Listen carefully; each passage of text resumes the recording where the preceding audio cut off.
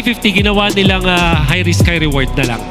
And yan naman talaga ang identity ng mga rookies natin. Yung mga gigil na may patunayan, yung mga gigil na manalo. But up against the MSC 2025 champions, magiging mahirap ang road na itatahak dito ng Twisted Minds. Welcome to game number 1 of this DLPH versus na nagkita ang mga ito, umabot tayo sa sandamakmak na mga laban, napakatakas ng kill count. Ganun pa rin kaya ang ating makikita dito. Well, mataas yung chance kasi for Team Liquid Philippines, nandyan yung Arlot ni Sanford. Mainly yung value nito ay para sa setup or initiations. Para naman sa Twisted, yung Kimi tsaka yung Moscow, parang Boots ang kanyang kinuha. Whereas si Oheb, no boots, more on attack speed yung kanyang kinuha. Twisted Minds ang may hawak ng pagong at mukhang ibibigay na ito ng DLPH. mukhang i-give up na. Naging call na ibigay na yung turtle dahil din walang shadow. No, siya, no, paano kaya kung naagaw, pero mukhang magkakaroon ng malaking laban dito sa may batang top lane. JP and MP the King. Yun talaga yung force. Kaso ka na doon sa baba, may final slash and Lansu will go down. That's 3 members from DLPH. Ang importante doon, isang wave ng minion yung madedinay nila kay Lansu.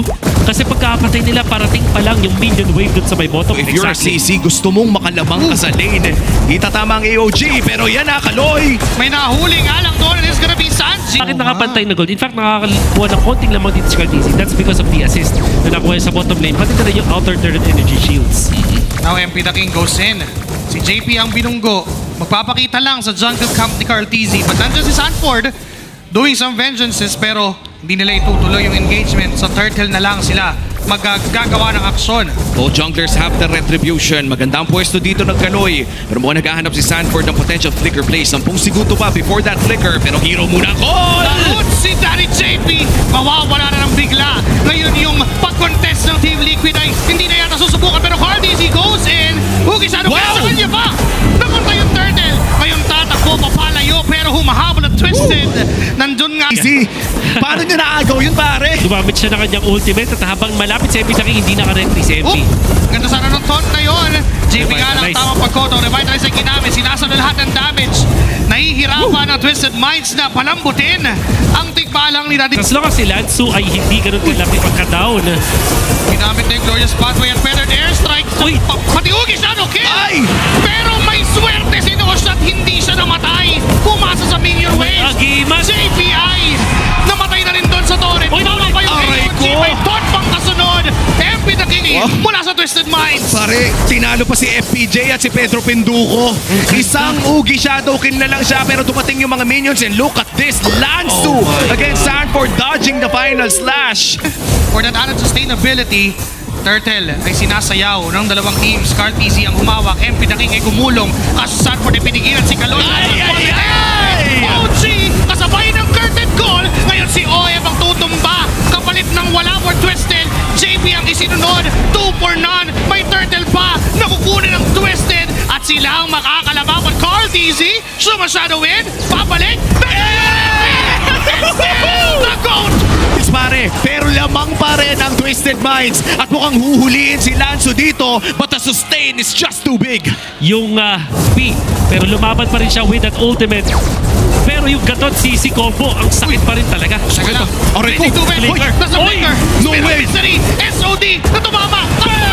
And tinamaan pa rin ni Sean. Eto si OM. Ngayon si JP ang sumasalo ng lahat ng damage na manggagaling sa Twisted. And still OM falling down to the hands of the mind. Not only equalize to start the game, pero nasibat pa.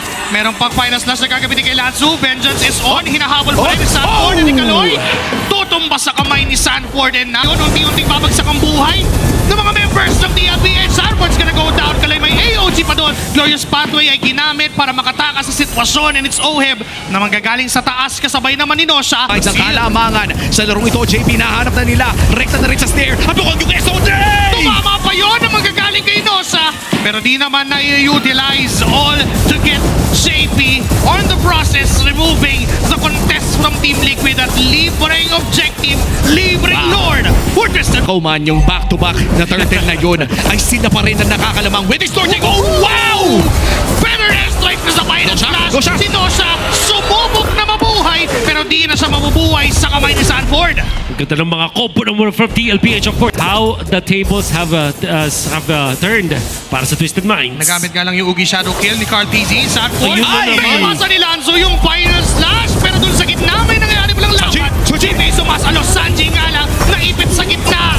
At hindi na siya mabubuhay pa. Sanford kasabay niyang tutumba. Ngayon yung Lord ay buhay pa. Puputok yung Holy Defense, makiklear yung Lord, pero yung top lane pwedeng isun. Kay Sean, 8-0 on this game. Glorious Pathway nagamit na rin. Gusto na nila yung inhibitor turret ito, pero MP the King hindi pa naman bumabaga. Oh, iba na blazing to win. Ako si Carl! Si Carl TZ ay na-stun, pero buhay pa rin naman. Ohib ay sumasalo ng pass. Sago-sago mula kay Sean.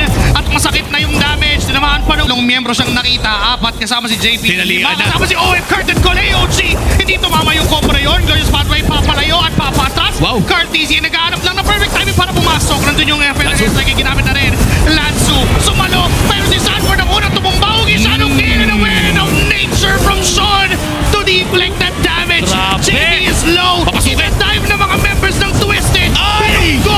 Tinamaan! May shadow! Inabangan! Pero pagbalik sa nakaraan ay hindi na siya mabubuhay. And it's Sanji alone. Kasama naman si Ohib na nanggagaling pa sa base. Pero mukhang yung Lord ay pwede nang kunin Sanji! na rin. So Sanji with the Rosal.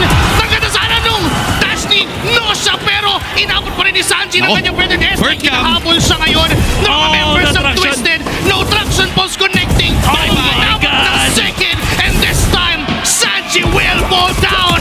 At mukhang tuloy pa nga ang laban. Si Oheb ang nananatili for Team Liquid Philippines. Pero nandyan na rin naman si Sanford. Akarang babalikan yung Lord for Twisted Minds. Pero tignan mo, lock build na. By Lock build 14 minutes. Lang mahawakan ng TLPH kahit si Carl TZ tagot na Wind of Nature ng isang Kimi na mid laner ng Twisted Minds. Not to mention na 3K na yung gold lead at patuloy lang tumataas at lumulobo. And this time yung Lord ay ni-reset na ng Twisted Minds. Hindi nila kita si Carlix, so talagang tamang hinala dito ang mga members ng Twisted Minds. Pero pumasok doon, nakita si Nosha. Nandun May naman si Wind of Kaloy Nature na yun. para pagsaluhan yung Ugi Shadow Kill. Pero enough yata para mapauwi si Nosha, pero hindi.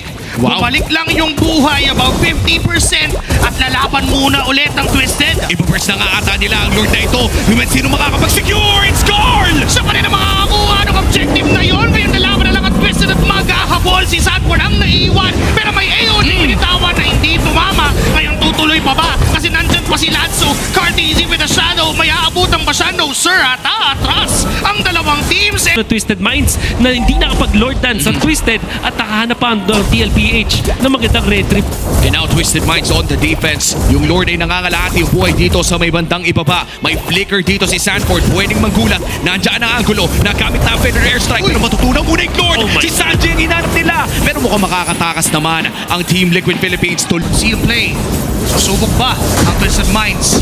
Na dahil din sa pwesto, kaso doon may nangyaring bigla na lang setup. Lanzo's gonna go down. May SOD ba tumama? Papasahan. Win of Nature ay nandiyan pa na kay Nosha. Pero si Sean ay naipit. Nagamit na rin yung Win of Nature niya. Pero hinahabol pa rin siya ni JP. Sino-zone out lang sila. Ngayon si Carty, si Amy Shadow pang pwedeng balikan. At si Kaloy ang tutumbangan. Si MP the King is low.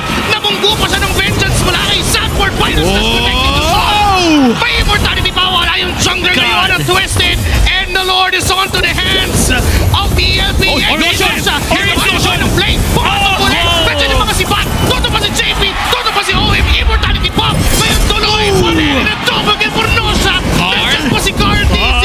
Watch Para shadow. subukang kuhain yung Lord. Hindi ko connect na yung mga shadow. Nabalikan niya si Nosha. Medyo masakit yung damage. At tinatamaan lang si Carl. May Ugi Shadow Kill na nga na pinitawan. Dalawang marksman yung palaban. TZ pa rin. Kanya pa rin yung Lord. Pero wipeout ito for the side of Twisted Minds. 10 segundo para dito kay Sanford. May waves dito sa may bandang gitna. 15 seconds para kay JP and Sanji. It's the Apex Predator kontra sa 5 ng Twisted Minds. Dalawang marksman to. Kakayanin ba niyang tumipensa dahil tatlo yung kalaban niya. May final slash na ginamit. Traction pulse pa. Low na Sanji rin. buhay. At babagsak na ngayon. Buhay na si Sanji. Buhay na si JP. Buhay pa rin ang Ang kailangan gawin dito ng Twisted Minds ay i-clear yung Lord sa may top lane. I-make sure nila dito na protektado si Sean kasi alam ng TLPH wala ng immortality na available for Sean for a few more minutes. That's why they're breaking the play later. Stop! Nandiyan si JP. There's one way na gamit. Better na sa akin ng jump. Pero may AOD sa likod. Parang my bigyan. God! Si Sanji.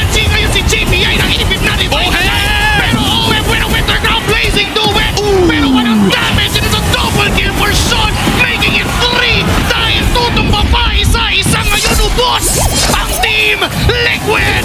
Call this deja vu. Pero ang Apex Predator ay kailangan ulitin yung play na iyon. It's the Apex